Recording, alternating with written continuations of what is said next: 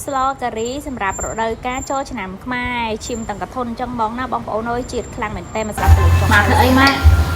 ទៅចុងទៅស្លការីឆ្លងការីទៅវត្តស្អែកការីម៉ាក់ដាក់បន្លែអីដែរដាក់ឆៃថាវដាក់គ្រាប់ដាក់សណ្តែកគួរក្លិនការីរបស់ម៉ាក់គឺថាឈ្ងុយពេញផ្ទះតែម្ដងមកឥឡូវមកមើលរូបមន្តពិសេសដែលគាត់តែងតែចាធ្វើការីរាល់ឆ្នាំឆ្ងាញ់ហ្នឹងបងប្អូនគឺម៉ាក់ខ្ញុំតែងតែផ្អាប់គ្រឿងការីជាមួយនឹងចាសាច់ប្រឡាក់ទុកមុនយ៉ាងហោចណាក៏បាន2ម៉ោងដែរបងប្អូនអញ្ចឹងក្នុងហ្នឹងដាក់សាប់ប្រៃគ្រឿងការី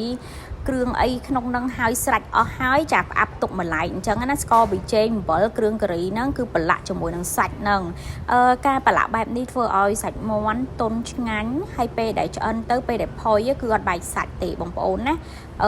សាច់ផុយឆ្ងាញ់ហើយនៅដុំអញ្ចឹងបងប្អូនដាក់តាមចំណង់ចំណូលចិត្តហើយផ្អាប់វាទុក2ម៉ោងអីទៅហើយងាកមកមើលជាមួយនឹងគ្រឿងចាឥឡូវកិនសក្រូចគល់ម្ដេងហើយនឹងល្មៀតហើយគល់សក្រីទុកបង់តាមក្រោយអញ្ចឹងណាចំពោះបន្លែថ្ងៃនេះគឺថាមានទ្រាប់ស្ដាយគួរបានថតចាជាមួយនឹង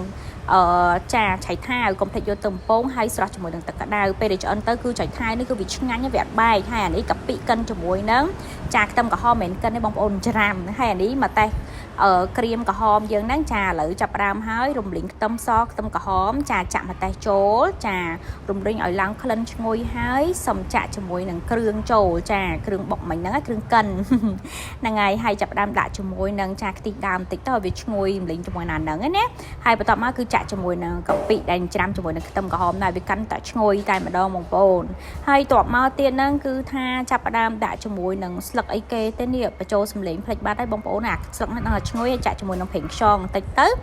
តបពីកូរគ្រឿងហើយចាប់ផ្ដើមចាក់សាច់ចូលណាបងប្អូនចាក់ហើយកូររងាស់គ្របទុកមួយសន្ទុះអីអញ្ចឹងណាដើម្បីឲ្យដាច់ទឹកប្រៃនេះបន្ទាប់ពីយើងកូរគ្របបានមួយសន្ទុះចាប់ផ្ដើមដាច់ទឹកប្រៃហើយបងប្អូននេះវាក្លិនឈ្ងុយមែនតើនេះមិនតាន់ឆ្អិនបានទេណាឥឡូវចាប់ផ្ដើមចាក់ខ្ទិះចុងចូលហើយបងប្អូនណាចា